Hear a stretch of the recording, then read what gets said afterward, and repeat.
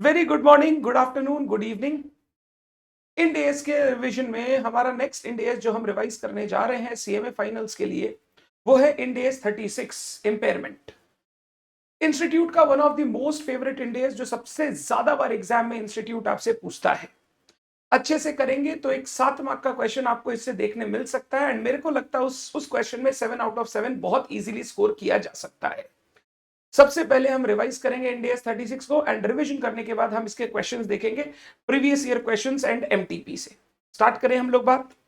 सबसे पहले एसेट, एक एसेट इंपेयर्ड है या नहीं है ये कैसे पता चलेगा? हम लोग बोलते हैं एक एसेट इंपेयर्ड है अगर उसका जो कैरिंग अमाउंट है, कैरिंग अमाउंट मतलब जो बुक्स में उसका वैल्यू दिख रहा है, that exceeds the recoverable amount of the asset. अगर carrying amount of the asset exceed करता है recoverable amount of the asset को, तो हम लोग बोलते हैं एसेट इंपेयर्ड है। हमने एसेट ज्यादा वैल्यू पर बुक्स में दिखा रखा है, इससे जो फ्यूचर इकोनॉमिक बेनिफिट आएंगे दे विल बी लोअर। अगर ऐसा है तो हम लोग बोलते हैं एसेट इंपेयर्ड है, आपको इंपेयरमेंट लॉस कैलकुलेट करके रिकॉग्नाइज करना चाहिए। इंडियस 36 जब इंपेयरमेंट की बात करता है, it applies to generally the property plant equipments, the intangible asset, investment property, इस टाइप के जो एसेट्स है उन पर इंडियस 36 आपको अप्लाई करता हुआ दिखेगा। However, जो एसेट ऑलरेडी कॉस्ट और NRV whichever is lower like inventory, या कोई एसेट जो ऑलरेडी फेयर वैल्यू पे वैल्यू हो रहा है, उसके लिए इंडियस 36 अप्लाई नहीं करता, क्योंकि वो ऑलरेडी फेयर वैल्यू पे चल रहा है। उनके लिए हम ऑलरेडी लॉस वगैरह जो भी हो रहा है वो लॉस रिकॉग्नाइज कर रहे हैं। तो जनरली जो भी आपको क्वेश्चन दिखेंगे वो property plant equipment, intangible asset, investment properties के ऊपर आपको इंपेयरमेंट के क्वेश्चन दिखाई देंगे। उसमें भी सबसे ज्यादा बार प्रॉपर्टी प्लांट इक्विपमेंट यानी इंडियस 16 के साथ मिलकर आपको क्वेश्चन पूछा जाता है। इंपेयरमेंट लॉस हो गया carrying amount minus recoverable amount, जो हमारा बुक वैल्यू है माइनस द रिकवरेबल अमाउंट, जो एक्सेस वैल्यू हमने दिखा रखा है, that is to be charge as an impairment loss. Recoverable amount होता है higher of fair value less cost of disposal और वैल्यू इन यूज। दो वैल्यू हम कैलकुलेट करते हैं, एक होता है fair value less cost of disposal, एक हम कैलकुलेट करते हैं वैल्यू इन यूज। इन दोनों में जो हायर होगा वो मेरा रिकवरेबल अमाउंट होगा, एंड रिकवरेबल अमाउंट से अगर कैरिंग अमाउंट ज्यादा है तो इंपेयर्ड है एसेट। हम लोग इंपेयरमेंट लॉस कैलकुलेट करेंगे carrying amount minus the recoverable amount. क्या सर ये जो रिकवरेबल अमाउंट निकाल कर चेक करना कि कैरिंग अमाउंट से कहीं वो कम है या नहीं है, ये क्या हमें हर साल करना पड़ता है? Answer is no. ये इंपेयरमेंट का टेस्टिंग आपको तभी करना है, कोई भी एसेट को इंपेयरमेंट के लिए टेस्ट तभी करना है जब कुछ इंडिकेटर्स एग्जिस्ट कर रहे हो। इंडियस 36 ने बोला हर साल आपको हर एसेट को इंपेयरमेंट के लिए टेस्ट नहीं करना, आपको सिर्फ उन्हीं एसेट के लिए इंपेयरमेंट टेस्टिंग करना है जिसमें कुछ इंडिकेटर्स एग्जिस्ट करते हो। दो टाइप के इंडिकेटर्स बनाए गए, external indicators, internal indicators. External indicators में बोला गया सबसे पहले, अगर मार्केट में there is a significant decline in the price of the asset, market में एसेट का प्राइस जोर से गिरा है, एसेट बहुत सस्ता हो गया अचानक से, तो दिस इज अ रीजन जिसके कारण आपको एक बार इंपेयरमेंट लॉस चेक कर लेना चाहिए और चेक करना चाहिए कोई इंपेयरमेंट है या नहीं। Number two, significant changes having adverse effect on the entity. External environment में कोई सिग्निफिकेंट चेंजेस हुए हैं जिसका एंटिटी के ऊपर एडवर्स इफेक्ट है, तो हो सकता है जो हमारे पास एसेट है वो फ्यूचर में उतना बेनिफिट ना ला पाए जितना हम उनसे एक्सपेक्ट कर रहे थे। Number three, increase in the market interest rate और द रेट ऑफ रिटर्न। हम लोग जब वैल्यू इन यूज कैलकुलेट करते हैं तो हम लोग डिस्काउंट रेट से सारे कैश फ्लोज को प्रेजेंट वैल्यू पर लेके आते हैं। अगर डिस्काउंट रेट यानी मार्केट इंटरेस्ट रेट बहुत ज्यादा बढ़ गया तो हमारा जो वैल्यू इन यूज आएगा वो वैल्यू इन यूज कम हो जाएगा, जिसके कारण हो सकता है एक एसेट इंपेयर्ड हो। Number last, carrying amount of the net assets exceed the market capitalisation. अगर हमारे बुक्स में जो नेट एसेट्स है वो हमारी मार्केट कैपिटलाइजेशन से ज्यादा है, मार्केट कैपिटलाइजेशन से, देन इन दैट केस हम बोल सकते हैं हम लोग ओवर कैपिटलाइज्ड है, हमने एसेट ज्यादा दिखा रखे हैं, उसमें इंपेयरमेंट हो सकता है, जो इंपेयरमेंट लॉस हमें रिकॉग्नाइज करना चाहिए। इंटरनल इंडिकेटर्स में पहले बोला गया ऑब्सोलिसीन या physical damage to the asset. अगर एसेट में कोई टेक्नोलॉजिकल एडवांसमेंट्स आए हैं या कोई फिजिकल डैमेज हुआ है तो हो सकता है एसेट की रिकवरेबल अमाउंट गिर गई हो, एक बार आपको चेक कर लेना चाहिए। Significant changes having adverse effect on the entity, जो एसेट के यूज को, एसेट से आने वाले बेनिफिट को जोर से गिराएगा। अगर वैसा कोई सिग्निफिकेंट चेंज हुआ है विद इन दी एंटिटी जो हमारे एसेट के यूसेज को कम करेगा, हमें उसके लिए रिकवरेबल अमाउंट कैलकुलेट करके एक बार इंपेयरमेंट को टेस्ट कर लेना चाहिए। अगर इंटरनल रिपोर्टिंग ये इंडिकेट कर रहा है कि performance of the asset is worse than expected, हम जितना एक्सपेक्ट कर रहे थे उस एसेट की परफॉर्मेंस उतना वो एसेट परफॉर्म नहीं कर रहा है, तो दीज आर इंडिकेशन की इंपेयरमेंट हो सकता है। आपको एक बार रिकवरेबल अमाउंट कैलकुलेट करके कैरिंग अमाउंट से कंपेयर करके इंपेयरमेंट लॉस कैलकुलेट कर लेना चाहिए। जब तक ये इंडिकेटर्स नहीं होंगे हम कभी भी इंपेयरमेंट की टेस्टिंग नहीं करेंगे, हम कभी भी रिकवरेबल अमाउंट कैलकुलेट नहीं करेंगे और इंपेयरमेंट लॉस का रिकॉग्निशन का दरकार नहीं है। However, तीन ऐसे एसेट्स है, तीन ऐसे एसेट इंड एस बताता है जिनमें आपको इंडिकेटर्स का वेट करने का जरूरत नहीं, इनको आपको एनुअली इंपेयरमेंट टेस्टिंग के लिए लेना ही पड़ेगा। यानी इनका हर साल रिकवरेबल अमाउंट डिटरमाइन करके आपको देखना पड़ेगा कोई इंपेयरमेंट लॉस है या नहीं है। ये तीन इंटेंजिबल एसेट्स है इंड एस 36 में। पहला इंटेंजिबल एसेट जिसका इनफाइनाइट यूजफुल लाइफ है, इनफाइनाइट यूजफुल लाइफ। दूसरा इंटेंजिबल एसेट जो अभी अंडर डेवलपमेंट है, अंडर डेवलपमेंट जो बना नहीं है, अंडर डेवलपमेंट उस पर खर्चा कर रहे हैं। Number 3 goodwill acquired under business combination. ये तीन एसेट हम लोग हर साल इंपेयरमेंट के लिए टेस्ट करेंगे। हाँ, अगर लास्ट ईयर इंपेयरमेंट के लिए टेस्ट किया, इस साल ईयर एंड आया नहीं है, बट उससे पहले हमको लग रहा है इंपेयर हो सकता है, तो हम बीच में भी इंपेयरमेंट टेस्टिंग कर सकते हैं। बट हर साल तो टेस्टिंग होगा ही, यानी साल में 2 बार भी हो सकता है, बट एक बार तो करना ही पड़ेगा। दूसरे एसेट में इंडिकेटर्स एग्जिस्ट करेंगे तब करना है, इनके लिए इंडिकेटर्स खोजना नहीं है, एनुअली आपको इंपेयरमेंट टेस्टिंग करनी है। ये आपको मल्टीपल चॉइस क्वेश्चन में पूछा जा सकता है। एसेट जिनका इंपेयरमेंट टेस्टिंग एनुअली करना पड़ता है, ये तीन asset. Intangible asset infinite life, intangible asset not available for use मतलब जो अभी अंडर डेवलपमेंट है, तीसरा goodwill acquired under business combination. Recoverable amount calculate करना is an important part. Recoverable amount होता है higher of value in use या fair value less cost of disposal. Fair value क्या होता है हम लोग इंड एस 113 में जानते हैं, फेयर वैल्यू होता है सेलिंग प्राइस। ये एसेट अगर आज मैं बेचने जाऊं तो कितना ये एसेट मेरे को फेच कर सकता है, that is known as fair value of the asset. आज अगर बेचने जाऊं तो कितना सेलिंग प्राइस आ सकता है। कॉस्ट ऑफ डिस्पोजल हो गया इंक्रीमेंटल कॉस्ट, जो आपको डिस्पोज करने के लिए एक्स्ट्रा खर्चा करना पड़ेगा, कोई कमीशन खर्चा करना पड़ेगा, ब्रोकरेज वगैरह खर्चा करना पड़ेगा। अगर डिस्पोजल के लिए कोई खर्चे लगने वाले हैं तो वो खर्चे हमें कंसीडर करने पड़ेंगे। मैं फेयर वैल्यू निकालूंगा, कॉस्ट ऑफ डिस्पोजल माइनस करूंगा, आ जाएगा fair value less cost of disposal. ध्यान रखिएगा कॉस्ट में सारे खर्चे जो डिस्पोजल के लिए जरूरी है वो इंक्लूड कीजिएगा, इंटरेस्ट और टैक्सेस इंक्लूड मत कीजिएगा। हम लोग जो भी खर्चा लेंगे, जो भी हम लोग वैल्यू इन यूज मतलब fair value less cost of disposal लेंगे, उसमें इंटरेस्ट और टैक्स नहीं आएगा। वैल्यू इन यूज क्या होता है? Present value of future cash flows, present value of future cash flows from continuing use of the asset. अगर मैं इस एसेट को आज बेचना चाहूं कितना आएगा? Fair value less cost of disposal. अगर मैं इस एसेट को कंटिन्यूअसली यूज करूं जैसे मैं कर रहा हूं तो इसका वैल्यू इन यूज क्या होगा? जो इस एसेट से फ्यूचर में कैश फ्लो आने वाला है। कैश फ्लो दो टाइप के, एक तो जो हर साल हम अर्निंग्स करेंगे, एसेट से गुड्स प्रोड्यूस करेंगे, प्रोड्यूस करके बेचेंगे, रेवेन्यूज वगैरह आएगा। नंबर 2, जब एसेट की रेसिडुअल यूजफुल लाइफ खत्म होगी, यूजफुल लाइफ के बाद हम इसको स्क्रैप वैल्यू पर बेचेंगे, वो स्क्रैप वैल्यू भी हमें रियलाइज होगा। तो बोला present value of the future cash flow जो इस एसेट से आपको मिल सकते हैं। कैश फ्लो में दो चीज, एक आएगा earning before interest and tax from the asset, before interest and tax, interest and tax का खर्चा नहीं लेना है।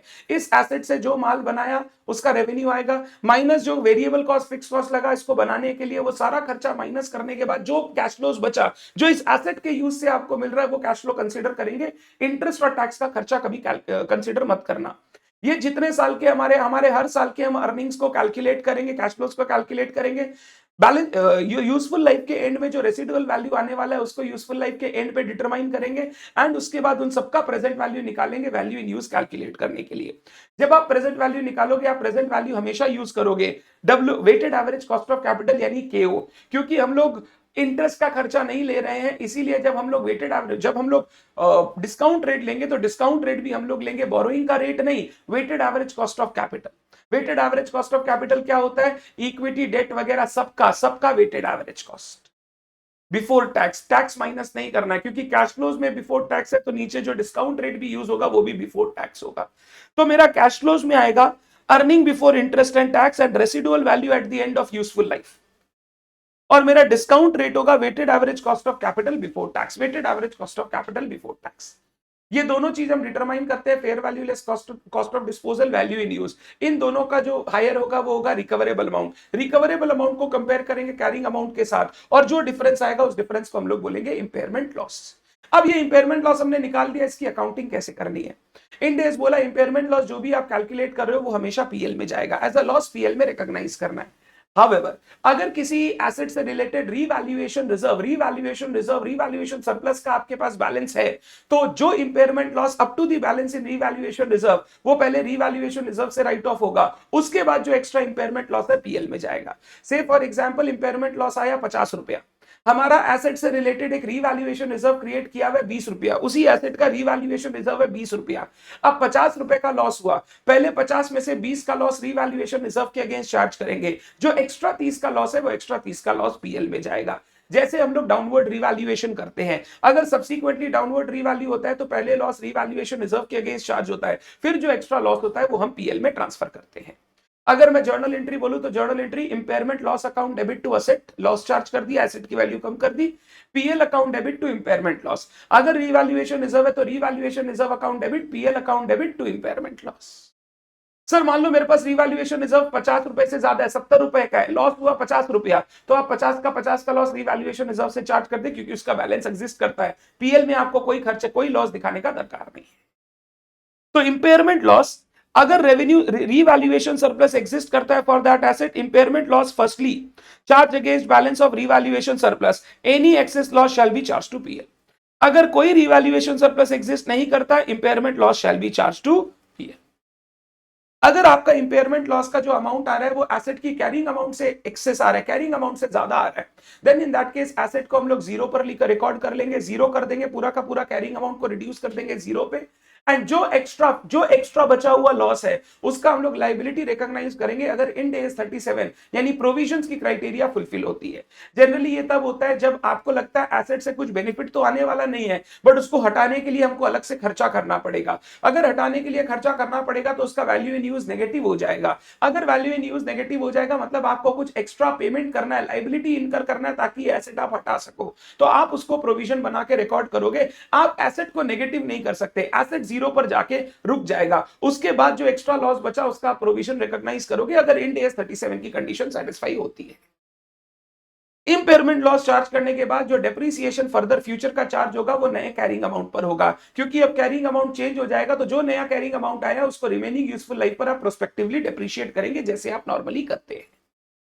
अगर कोई इंडिविजुअल एसेट ऐसा है जो खुद कैश फ्लो जनरेट नहीं कर पाएगा, उसको अगर कैश फ्लो जनरेट करना है तो उसको दूसरा एसेट के साथ मिलकर ही वो कैश फ्लो जनरेट कर सकता है, देन इन दैट केस हम लोग जब रिकवरेबल अमाउंट कैलकुलेट करेंगे, हम लोग रिकवरेबल अमाउंट उस इंडिविजुअल एसेट का नहीं निकालेंगे, उस कैश जनरेटिंग यूनिट का निकालेंगे जो उस एसेट को इंक्लूड करता है, जो जिस कैश जनरेटिंग यूनिट से वो एसेट बिलोंग करता है।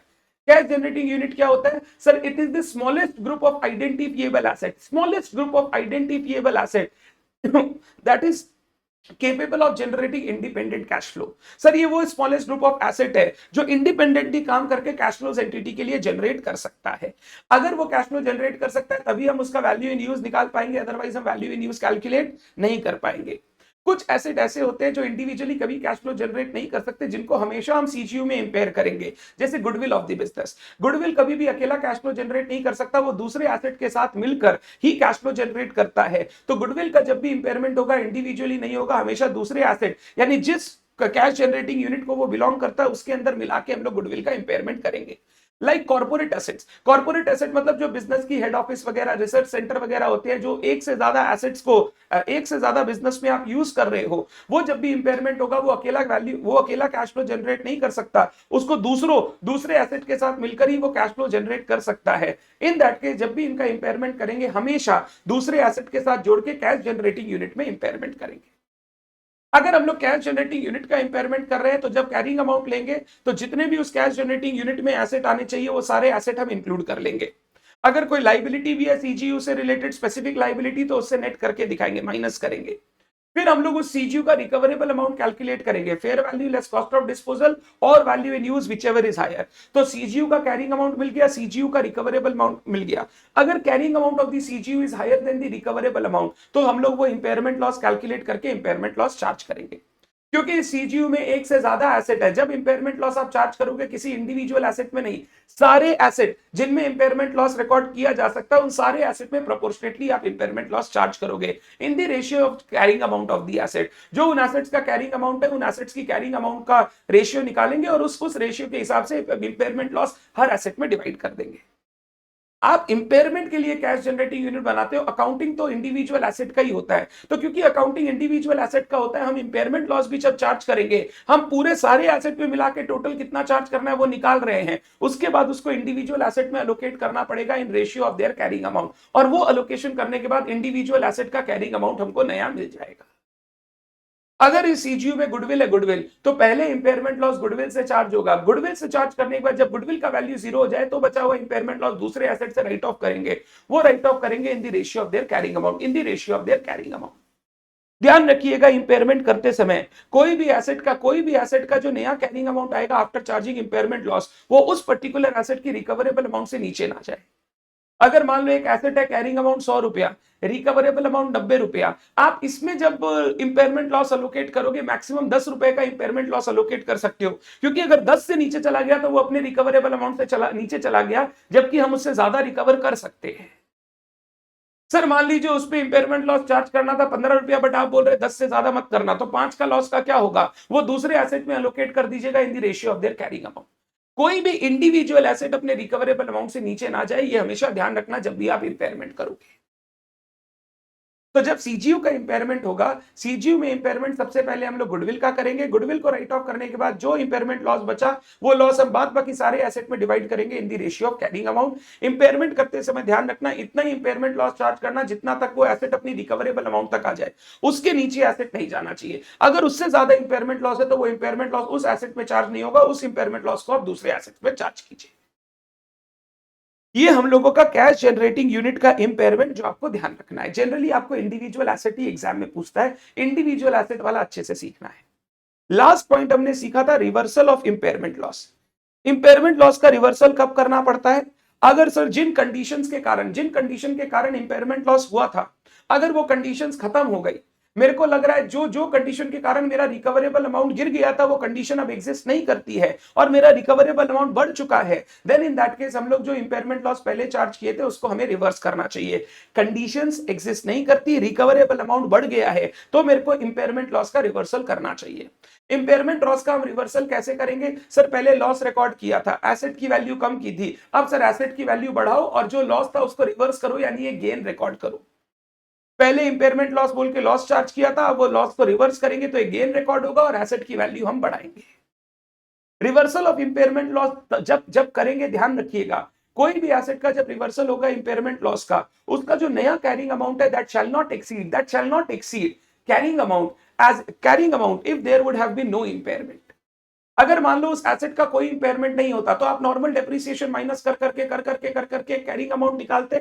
हमारा जो अब नया कैरिंग अमाउंट होगा after reversing the impairment loss, जो कैरिंग अमाउंट हम बढ़ाएंगे, वो कैरिंग अमाउंट जब जाएगा तो वो इस कैरिंग अमाउंट से ऊपर नहीं जा सकता। यानी मैक्सिमम हम एसेट को किस वैल्यू पे ला सकते हैं? Carrying amount if there was no depreciation, if there was no impairment loss. अगर कोई इंपेयरमेंट लॉस नहीं होता तो कैरिंग अमाउंट क्या होता है वो निकालो। फिर यहां पे देखो रिवर्सल ऑफ इंपेयरमेंट लॉस कितना होना चाहिए। आप जब रिवर्सल करेंगे ध्यान रखिएगा जो नया कैरिंग अमाउंट आएगा वो इस कैरिंग अमाउंट को कभी एक्सीड ना करे। तो हम लोग बोलते हैं रिवर्सल करते समय ध्यान रखना एसेट का जो वैल्यू आए वो रिकवरेबल अमाउंट या carrying amount if there was no impairment, इससे नीचे नहीं जाना चाहिए, इससे नीचे नहीं रहना चाहिए। कम से कम मतलब एक्चुअली ज्यादा से ज्यादा मैक्सिमम को कहां तक दिखाना है? जहां तक मेरा carrying amount if there had been no impairment वहां तक ही हम ले जा सकते हैं, उससे ऊपर नहीं ले जा सकते। तो रिकवरेबल अमाउंट या carrying amount had there been no impairment, इन दोनों में जो विचएवर इज लोअर है हम उससे ज्यादा एसेट की वैल्यू नहीं बढ़ा सकते। मान ले पहले इंपेयरमेंट लॉस 20 चार्ज किया था, एसेट का वैल्यू 100 से 80 लाख था, अब एसेट का वैल्यू 90 हो गया, तो मैं 80 से 90 ले जा सकता हूं, बट ले जाते समय मेरे को पहले देखना पड़ेगा आज रिकवरेबल अमाउंट क्या है। सर रिकवरेबल अमाउंट 90 है, ठीक है। नंबर 2, आज अगर मैं एसेट को नॉर्मली डेप्रिशिएट करता विदाउट इंपेयरमेंट लॉस तो उसका वैल्यू क्या होता? सर अगर नॉर्मली डेप्रिशिएट करते तो आज वैल्यू 85 होता। मैं 80 से रिकवरेबल अमाउंट नया 90 दिख रहा है, मैं 80 से 90 ले जाना चाहता हूं, बट अगर इंपेयरमेंट लॉस नहीं होता तो एसेट का आज का वैल्यू 85 ही होता, तो मैं मैक्सिमम 85 तक ले जा सकता हूं, मेरे को 85 से ऊपर नहीं ले जाना। रिवर्सल जब भी करेंगे, रिवर्सल में जो भी गेन आएगा, अगर पहले रिवैल्यूएशन सरप्लस से लॉस राइट ऑफ किया था तो ये गेन रिवैल्यूएशन सरप्लस में जाएगा, अगर उससे एक्स्ट्रा कोई गेन है तो वो गेन हम पीएल में लेके जाएंगे। तो रिवैल्यूएशन अगर रिवर्सल होगा then in that case reversal of impairment loss shall be credited to PL. However, if impairment loss was charged to revaluation reserve, it shall be credited to revaluation reserve. अगर पहले revaluation reserve में charge किया था तो reversal भी revaluation reserve में जाएगा, अगर पहले लॉस PL में चार्ज हुआ था तो रिवर्सल भी PL में जाएगा। ये हम लोगों को ध्यान रखना है अबाउट रिवर्सल। अबाउट रिवर्सल, तो रिवर्सल कब कर सकते हैं? नंबर वन, सर जब वो जो इंडिकेटर जिनके कारण इंपेयरमेंट लॉस हुआ था वो खत्म हो गए और मेरे को लग रहा है क्या रिकवरेबल अमाउंट इंक्रीज हो गया बियॉन्ड अर्लियर लिमिट्स। जब भी रिवर्सल करेंगे तो एसेट का कैरिंग अमाउंट बढ़ेगा। आप एसेट का कैरिंग अमाउंट बढ़ाइए, प्रॉब्लम नहीं है, but the carrying amount shall not go beyond recoverable amount और carrying amount had there been no impairment whichever is lower। Maximum आप रिकवरेबल अमाउंट तक ले जा सकते हो या कैरिंग अमाउंट अगर इंपेयरमेंट लॉस नहीं होता तो वहां तक ले जा सकते हो, उससे ऊपर आप नहीं ले जा सकते। रिवर्सल होगा, पहले अगर लॉस पीएल में गया था तो गेन पीएल में जाएगा, पहले अगर लॉस रिवैल्यूएशन रिजर्व में गया था तो गेन रिवैल्यूएशन रिजर्व में जाएगा। आप अगर मेरे से पूछोगे सर हमारे एग्जाम में सबसे ज्यादा क्या क्वेश्चन आते हैं, आपके एग्जाम में क्वेश्चन आता है इंडिविजुअल एसेट का इंपेयरमेंट और उसका अकाउंटिंग। इंडिविजुअल एसेट का इंपेयरमेंट और उसका अकाउंटिंग सबसे ज्यादा आपको एग्जाम में यही पूछता है। अभी हम क्वेश्चन करेंगे, आप देखोगे सारे वही क्वेश्चंस आपको दिखाई देंगे। आइए हम लोग देखते हैं कुछ questions related to Ind AS 36। पहला क्वेश्चन मेरी लिस्ट में है दिसंबर 23 एग्जाम का क्वेश्चन 2B। दिसंबर 23 एग्जाम का क्वेश्चन नंबर 2B। ये क्वेश्चन मैंने टेस्ट में भी आपको दिया था करने के लिए, ये अच्छा क्वेश्चन, मतलब सिमिलर क्वेश्चन मैंने टेस्ट में भी दिया था। 7 मार्क का क्वेश्चन आया था। Koyal limited acquired a machine on 1 April 17 for 14 crore. Estimated useful life 7 साल। मशीन डेप्रिशिएट करेंगे स्ट्रेट लाइन बेसिस पर and does not carry any residual value. Straight line method में डेप्रिशिएट होगा और कोई रेसिडुअल वैल्यू नहीं है, कोई रेसिडुअल वैल्यू नहीं है। ठीक है, तो मैं अगर बात करूं 14 करोड़ का एसेट है, 7 साल का यूजफुल लाइफ है, तो हर साल 2 करोड़ का डेप्रिसिएशन होगा। ऑन 1 अप्रैल 21 यानी 4 साल बाद 17 18 18 19 19 20 20 21 4 साल खत्म हो गया। 1 अप्रैल 21 से carrying value of the machine was reassessed at 10.2 crore. Carrying amount reassess किया गया, रीवैल्यू किया गया and surplus arising out on revaluation being credited to revaluation reserve. एक सेकेंड, पहले मैं यहां तक पहुंचता हूं। मैंने खरीदा था 1417 को, कॉस्ट था 14 करोड़, माइनस मैं करूंगा depreciation for 4 years. 14 crore divided by 7 years into 4 years, 8 crore का डेप्रीसिएशन। तो 1/4/21 को मेरा बुक वैल्यू होना चाहिए 6 करोड़, बट इसका रीवैल्यूड अमाउंट इसका दिया हुआ है 10.8 करोड़, रीवैल्यूड अमाउंट 10.2 करोड़। तो मैं एक रीवैल्यूएशन गेन रिकॉर्ड करूंगा, रीवैल्यूएशन गेन 4.2 करोड़ का, 4.2 करोड़ का रीवैल्यूएशन गेन मैं रिकॉर्ड करूंगा और मेरा एसेट का अब वैल्यू हो जाएगा बुक वैल्यू 10.2 करोड़, 10.2 करोड़। आगे फिर बोला फॉर द ईयर एंडेड मार्च 2023, 21 में हमने अभी काम किया तो 21 22 22 23 2 साल बाद condition indicating impairment of the machine existed and amount recoverable ascertained to be only 1.58 crores। 2 साल बाद इस एसेट का जो रिकवरेबल अमाउंट है वो निकाला 1.58 करोड़। एक second, minus depreciation for 2 years. कैसे निकालोगे सर? ये 10.2 करोड़ का बुक वैल्यू है सर, 7 में से 4 साल तो चला जा चुका था, 4 साल चला जा चुका था। 17 में खरीदा था, 17 18 18 19 19 20 20 21 4 साल चला गया था। कितना साल बचा? 3 साल। 3 साल में डेप्रिशिएट करना है और अब 2 साल चला गया। 10.2 डिवाइडेड बाई 3 इंटू 2, 6.8 करोड़ का डेप्रिसिएशन 2 साल का। तो मेरा 31 मार्च 2023 को बुक वैल्यू बचेगा 3.4 करोड़, जबकि इसका रिकवरेबल अमाउंट है, रिकवरेबल अमाउंट 1.58 करोड़, 1.58 करोड़। तो बताओ इंपेयरमेंट लॉस कितना आएगा? Impairment loss 3.4 minus 1.58, impairment loss is 1.82 crore, impairment loss is 1.82 crore. अब ये इंपेयरमेंट लॉस का अकाउंटिंग क्या होगा? आगे बढ़ता हूं। The company had policy of writing down revaluation surplus by increased charge of depreciation resulting from revaluation।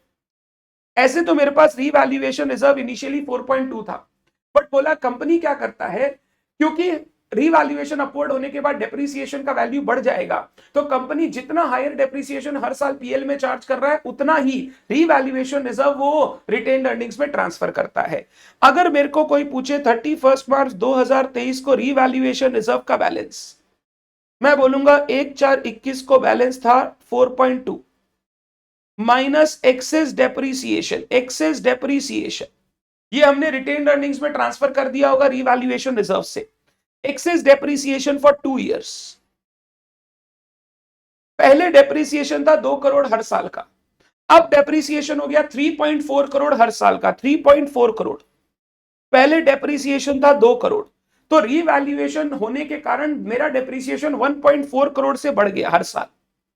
1.4 crore into 2 years 2.8 crore, ये मैं रीवैल्यूएशन रिजर्व से रिटेन्ड अर्निंग्स में ट्रांसफर करूंगा as per policy of the company.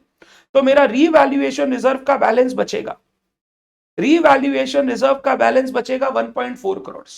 अब बताना, लॉस है 1.82, revaluation reserve में 1.4, तो कैसे करोगे sir? Impairment loss up to 1.4 crore charge to revaluation reserve and excess loss charge to PL. Journal entry, revaluation reserve account debit, PL account debit to asset. Asset का नाम है क्या? मशीनरी है क्या? To machinery. आप दो एंट्री भी कर सकते हो, impairment loss account debit to machinery, फिर revaluation reserve PL to impairment loss. Combined भी कर सकते हो, दो अलग अलग भी कर सकते हो। तो पहले जो मेरे पास रीवैल्यूएशन रिजर्व है उससे लॉस राइट ऑफ होगा, फिर एक्स्ट्रा लॉस पीएल में जाएगा, डाउनवर्ड रीवैल्यूएशन जैसे।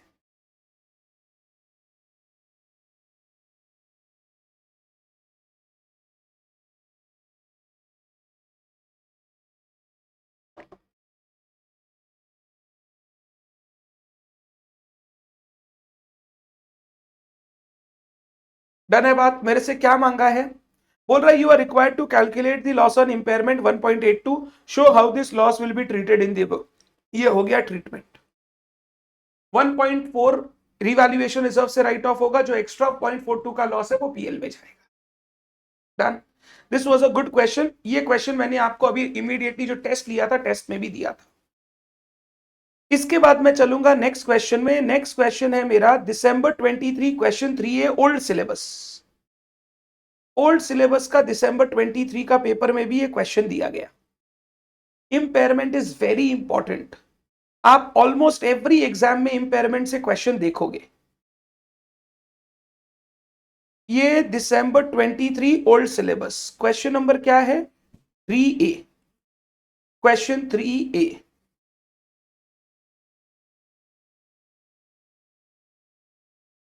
A major depreciable asset of Ocean Limited was purchased at a cost of 45,000 million। अब ये सब गंदगी कर देता है मिलियन मिलियन देके, एक बार 45,000 रुपीज बोल रहा हूं, मिलियन लास्ट में लिखते चले जाएंगे।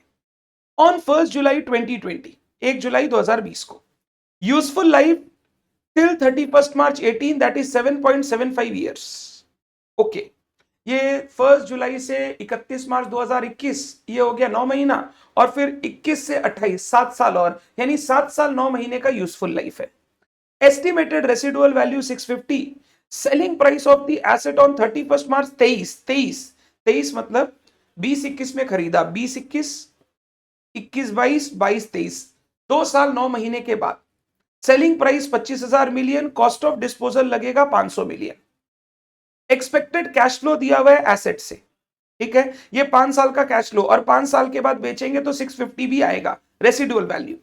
Company expect discount rate 9%, company provides appreciation on SLM basis. You are required to determine the following on 31 March 23। 31 March 23 का वैल्यूज निकालना है। Carrying amount, value in use, impairment loss, revised carrying amount for the financial year ending 31 March 22। 31 March 22 revised carrying amount 31 March 23 होना चाहिए, question में गलती है। 100% sure ये गलती है। 22 का रिवाइज्ड कैरिंग अमाउंट क्यों? रिवाइज्ड कैरिंग अमाउंट तो 23 का होगा ना, क्वेश्चन में गलती है, ये 23 होना चाहिए। आपको प्रेजेंट वैल्यू फैक्टर्स भी दे दिया। आइए एक एक करके काम करते हैं। दिसंबर 23 ओल्ड सिलेबस का। सबसे पहले मैं कैलकुलेट करूंगा कैरिंग अमाउंट ऑन 31 मार्च 23। हमने खरीदा था 1 जुलाई 2020, कितना रुपए में? 45,000 मिलियन। अब पहले डेप्रीसिएशन फॉर 9 मंथ्स हटा दे, या मैं ऐसे करूं क्या, 2 years and 9 months, 2.75। अगर आपको प्रॉब्लम ना हो तो, प्रॉब्लम है तो फिर मैं एक एक साल का कर लेता हूं। चलो एक साल का करते हैं। 20-21, 9 महीने का 45,000 माइनस रेसिडुअल वैल्यू क्या है? 650 divided by useful life 7.75 years. Annual depreciation, oh my God कितना गंदा फिगर आ रहा है। 45,000 minus 650 divided by 7.75। Annual depreciation आ रहा है 5722.58 मिलियन इंटू 9/12।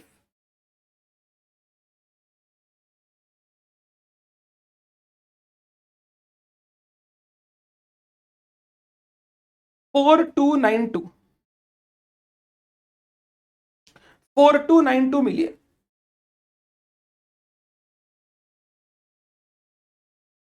40,708, ये 1 अप्रैल 21 का book value minus depreciation for 2 years, अब 2 साल का 5722.58 इंटू 2 years। एनुअल डेप्रीसिएशन तो निकला हुआ ही है, मल्टीप्लाई कर दो 11445।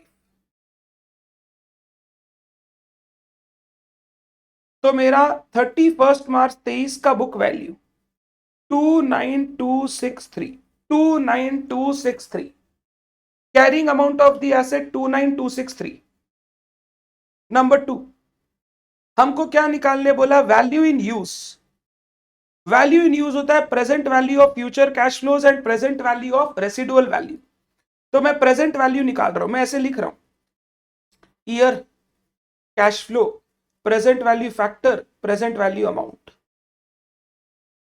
ईयर 23-24, 24-25, 25-26, 26-27, 27-28, 5 साल का कैश फ्लो दिया है।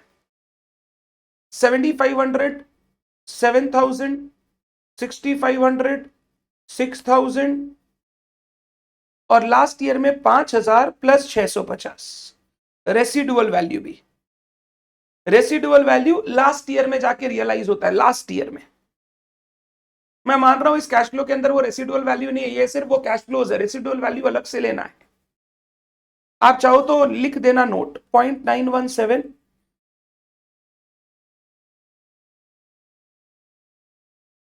0.842, 0.772, 0.708, 0.650। मल्टीप्लाई कर रहा हूं 7,500 into 0.917 M plus 7,000 into 0.842 M plus 6,500 into 0.772 M plus 6,000 into 0.708 M plus 5,650 into 0.650 M plus MRC 25710, 25710। मेरे को निकालना है impairment loss. Carrying amount on 31 March 23, 29263। Recoverable amount, value in use है 25710 million. Fair value less cost of disposal, fair value less cost of disposal.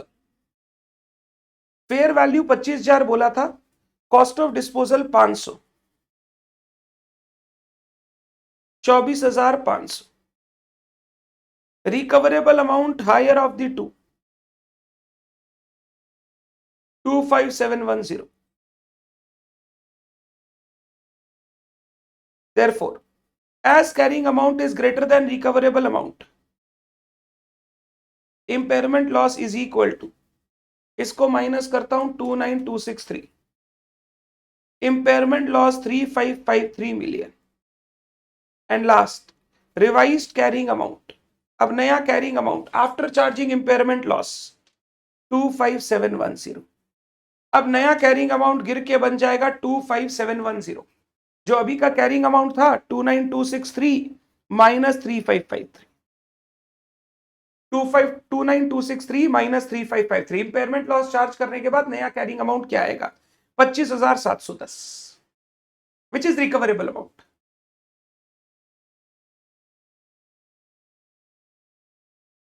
Done है क्या बात? ये मेरे सारे क्वेश्चन आंसर हो गए, चारों क्वेश्चन आंसर हो गए। 8 मार्क का क्वेश्चन दिया था, इजी क्वेश्चन था। मैं नेक्स्ट क्वेश्चन में जाऊंगा, एमटीपी जून 24 क्वेश्चन 2B, एमटीपी जून 24 यानी आपका रिसेंट एमटीपी क्वेश्चन 2B,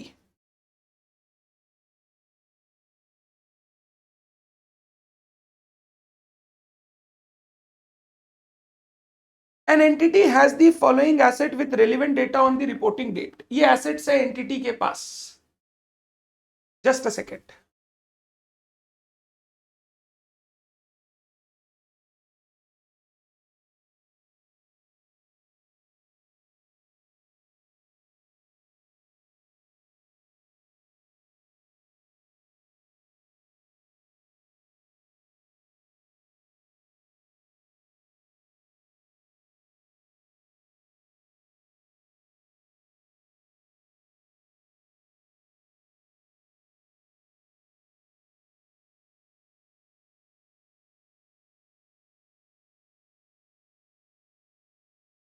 चलिए क्वेश्चन नंबर 3B पढ़ रहे थे हम, 2B, entity has the following asset with relevant data on the reporting date, asset दिया हुआ है 5, कैरिंग अमाउंट दिया हुआ है, fair value less cost to sell दिया हुआ है, वैल्यू इन यूज दिया हुआ है, मैं रिकवरेबल अमाउंट निकाल लेता हूं, 300 हायर ऑफ द टू, 400, 270, 170, इसका वैल्यू इन यूज हमारे पास अवेलेबल नहीं है। Asset C and D were revalued before, carrying amount of revaluation reserve are 40 and 30 respectively. Asset E falls in the cash generating unit consisting of goodwill 50 lakh, intangible asset 90 lakh, ठीक है। Fair value less cost to sell of the CGU is 180 lakh, value in use is 170 lakhs. Okay, ठीक है। Determine impairment loss, carrying amount of all the asset, revised carrying amount and accounting treatment, एक एक करके।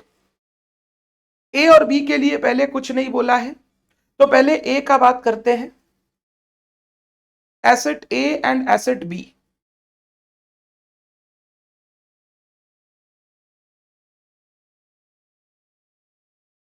ये मेरा MTP जून 24 का, पहले मैं बात करूंगा एसेट ए एंड बी का,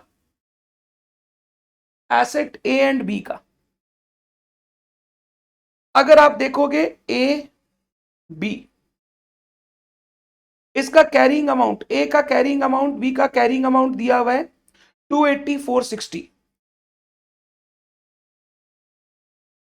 इनका रिकवरेबल अमाउंट मैंने निकाला 300 400। अब इंपेयरमेंट लॉस, एसेट ए में कैरिंग अमाउंट 280 है, रिकवरेबल अमाउंट 300 है, नील, नो इंपेयरमेंट लॉस। इसका 460 कैरिंग अमाउंट है जबकि रिकवरेबल अमाउंट 400 है, 60 का इंपेयरमेंट लॉस। तो revised carrying amount 280 and 400, impairment loss of B ₹60 shall be charge to PL, क्योंकि इसका कोई रिवैल्यूएशन रिजर्व वगैरह का बात नहीं किया है तो ये पीएल में जाएगा। एसेट सी एंड डी, अब सी एंड डी को अलग क्यों कर रहा हूं मैं, बिकॉज इनका ना रिवैल्यूएशन रिजर्व भी, आप चाहो तो एबीसीडी चारों एक लाइन से लिख लेना। कैरिंग अमाउंट सी और डी का 220 180, रिकवरेबल अमाउंट दोनों का, recoverable amount higher of the two 270 170, तो इंपेयरमेंट लॉस इसमें नील, क्योंकि इसका कैरिंग अमाउंट कम है दूसरे वाले का कैरिंग अमाउंट ज्यादा है तो impairment loss 10 rupees. Impairment loss of D ₹10। इसका रीवैल्यूएशन रिजर्व कितना है? 30 रुपीज का रीवैल्यूएशन रिजर्व है। shall be charged against revaluation reserve balance of ₹30। पहले वाले में जर्नल एंट्री बोलोगे तो मैं बोलूंगा PL account debit to asset B, इसमें बोलोगे तो revaluation reserve account debit to asset D, D D D for donkey. Revised carrying amount अगर निकालूं, इसका 200 ही रहेगा, इसका 170 हो जाएगा रिवाइज्ड कैरिंग अमाउंट। आप चाहो तो A B C D 4 line से बना लो और बोल दो कि उसका रिवैल्यूएशन रिजर्व से राइट ऑफ होगा, इसका पीएल से राइट ऑफ होगा, बी और डी का। ए और सी में कोई इंपेयरमेंट नहीं है। Number 3E, carrying amount of CGU. Asset E का कैरिंग अमाउंट क्या है? एसेट ई का कैरिंग अमाउंट 100। गुडविल का कैरिंग अमाउंट क्या है? Goodwill is 50। उस सीजीयू में गुडविल है 50 का, और इनटेंजिबल एसेट है 90। तो टोटल हो गया 240। Recoverable amount of CGU, higher of net fair value less cost of disposal and value in use, higher 180 ₹180। तो इंपेयरमेंट लॉस चार्ज होगा ₹60 का impairment loss first against goodwill of ₹50, balance 10 against asset E and intangible asset in ratio of 100:90। तो asset E में impairment loss 10 into 100/190, intangible asset का impairment loss 10 into 90/190।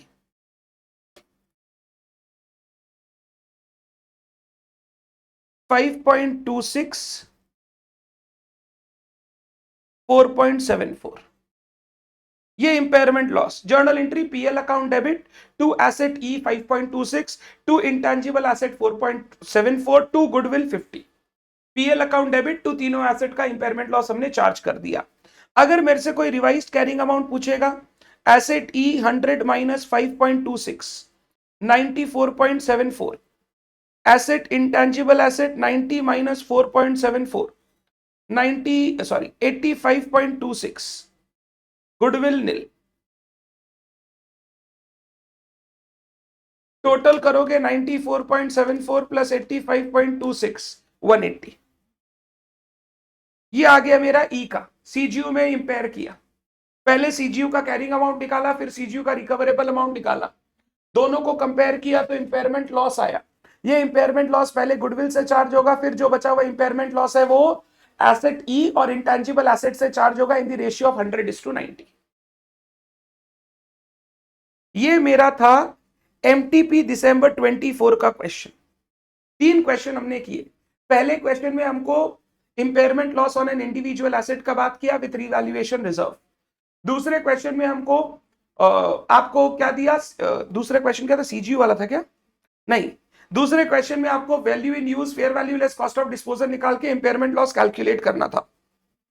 तीसरे question में हमको 5 asset दिया, 2 asset में रिवैल्यूएशन रिजर्व नहीं था, उनका इंपेयरमेंट लॉस क्या होगा, 2 एसेट में रिवैल्यूएशन रिजर्व है, उनका इंपेयरमेंट लॉस क्या होगा, और एक एसेट का सीजीयू के साथ इंपेयर। क्लियर है? एक बार 2 मिनट आराम से आंसर चेक कर लीजिए, आराम से आंसर चेक कर लीजिए।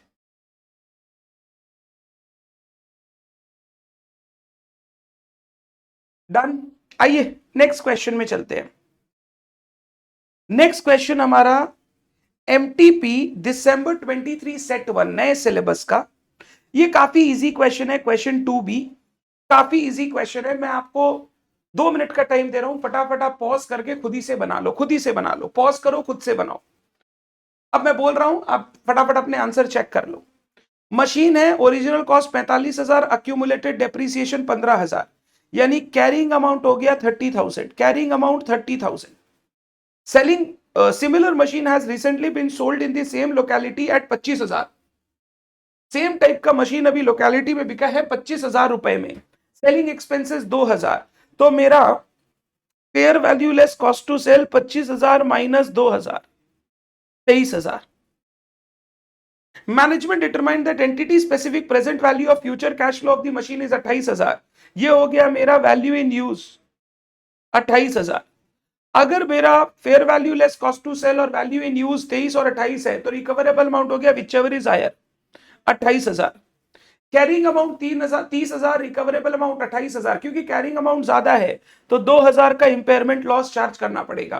Carrying amount after impairment 30,000 minus 2,000, 28,000.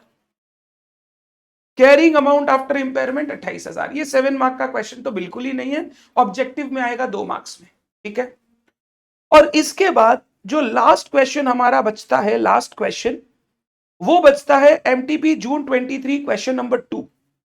MTP June 23 question number 2, sorry question number क्या था, 8B था शायद, क्वेश्चन नंबर 8B. ये काफी अच्छा क्वेश्चन है, वेरी गुड क्वेश्चन. ऐसा सिमिलर क्वेश्चन कहीं दिया नहीं है इंस्टीट्यूट के कोई भी मटेरियल में. However, this question has been given and this is a very very very good question. अच्छे से पढ़ेंगे हम लोग, सॉल्व करेंगे एंड आप इसको अच्छे से देख लीजिएगा, हो सकता है एग्जाम में देखने मिल जाए. XYZ limited has 2 CGUs P and Q. 2 CGU है P और Q. मैं यहां पे लिखता हूं जून 23 CGU P, CGU Q. ठीक है. Carrying amount of CGU P and Q are 3,000, 1,000 respectively. Carrying amount 3,000 lakhs, carrying amount 1,000 lakhs.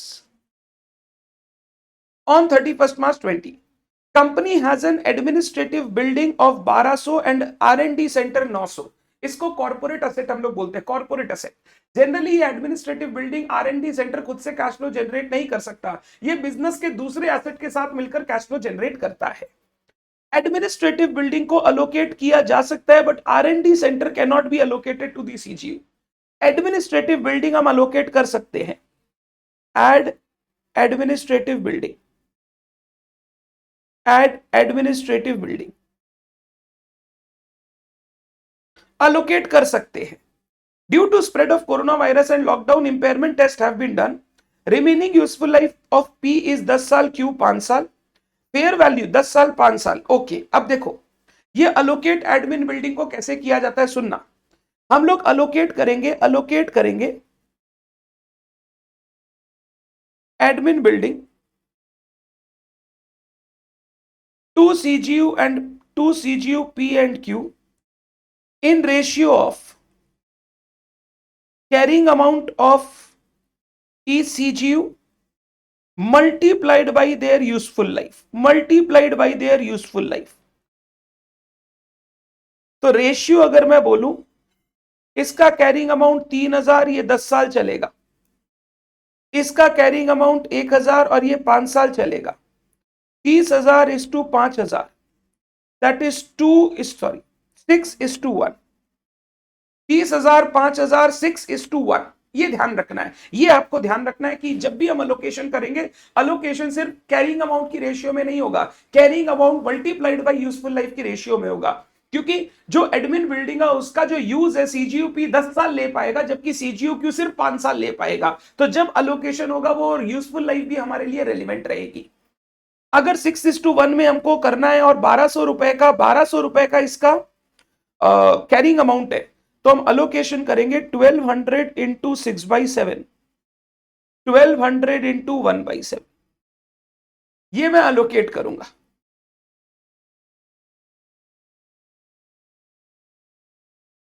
1,200 into 6/7, 1029, 171. मैं राउंड ऑफ कर दिया. हाँ, तो कैरिंग अमाउंट हो गया 4,029 lakhs, 1,171 lakhs. ये carrying amount including the corporate asset, ये हो गया वर्किंग नोट. आगे, fair value less cost of disposal is not realisable.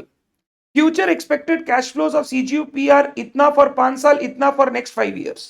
And for Q is 350 lakhs for 5 years। ये इंडिविजुअल ईयर्स का है, ये पर एनम है, पर एनम। हाँ, पर एनम मानना चाहिए, बेटर रहेगा। Future expected cash flow from X Y Z as a whole is इतना एंड इतना फॉर 5 years एंड 5 year। 10 साल का लाइफ है तो 5 साल 5 साल।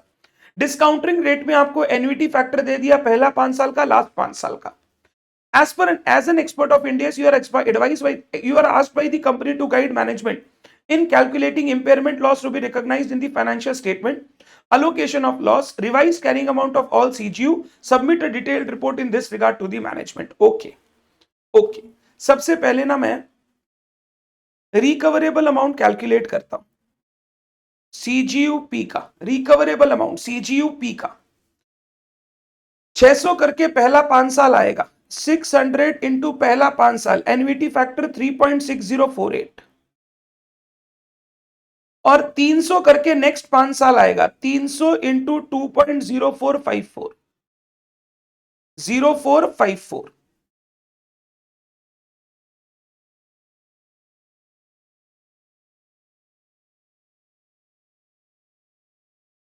2776.5, 2776.5 सीजीयू क्यू 350 लाख 5 साल का,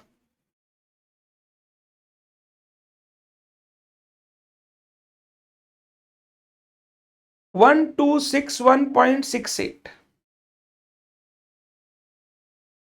1261.68। और पूरे बिजनेस का, होल बिजनेस का 950 फॉर 5 years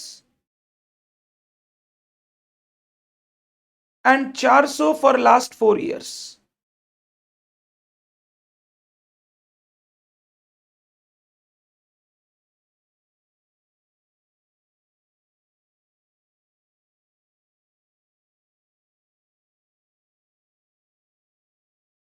मैंने रिकवरेबल अमाउंट तीनों का निकाल लिया। Fair value less cost to sell है नहीं, तो हमने वैल्यू इन यूज कैलकुलेट कर लिया। अब एक एक करके बात करते हैं। हमको इंपेयरमेंट लॉस कैलकुलेट करना है। सबसे पहले सीजीयूपी carrying amount 4029, recoverable amount 2776.5, impairment loss 1252.5। ये अलोकेट होगा, अलोकेशन कॉर्पोरेट एसेट यानी building and other assets, ratio में अलोकेट होगा, रेशियो में 1252.5, 1252.5 into 1029 divided by 4029, 1252.5 into 3000 divided by 4029।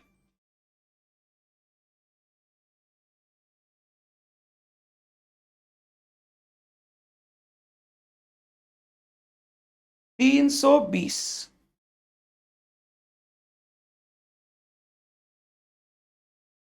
932.5, 320 और 932.5 allocation of impairment loss ratio. तो revised carrying amount corporate asset का 1029.32 माइनस 320,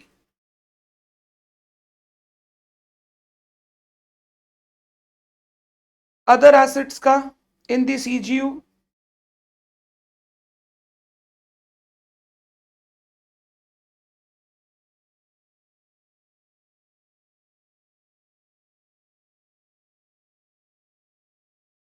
CGU Q carrying amount of CGU Q 1171 lakhs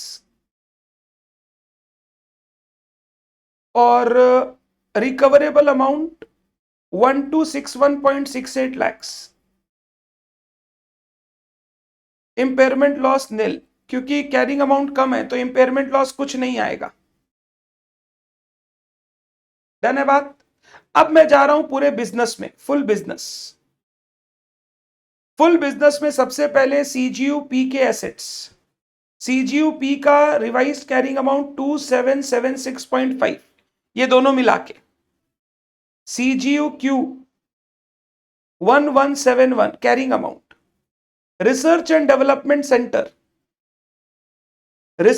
development centre इसका carrying amount दिया हुआ है 900 lakhs, total carrying amount of the whole business